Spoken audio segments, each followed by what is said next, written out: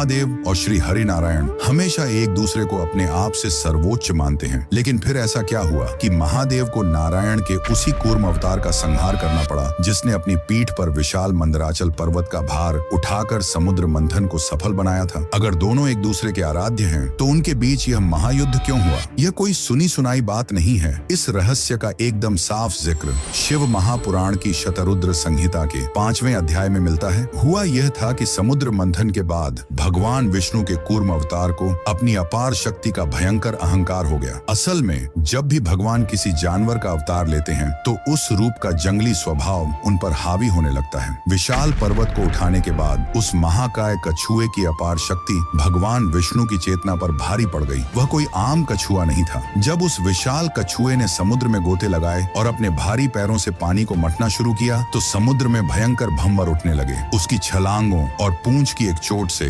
समंदर का पानी पाताल तक कांपने लगा और प्रलय जैसी विनाशकारी लहरें उठने लगी। तब सृष्टि को बचाने के लिए समुद्र की उफनती लहरों को चीरते हुए महादेव प्रकट हुए। उन्होंने अपना 8 हाथों वाला बेहद विशाल और क्रोधित रूप लिया, जिनके हाथों में त्रिशूल और कई अस्त्र थे। शिव के इसी क्रोधित और शक्तिशाली रूप को कूर्मांतक स्वरूप कहा जाता है। महादेव ने कूर्म अवतार के सामने आकर उन्हें समझाते हुए कहा, हे कूर्म, अपने इस अहंकार को त्याग दो।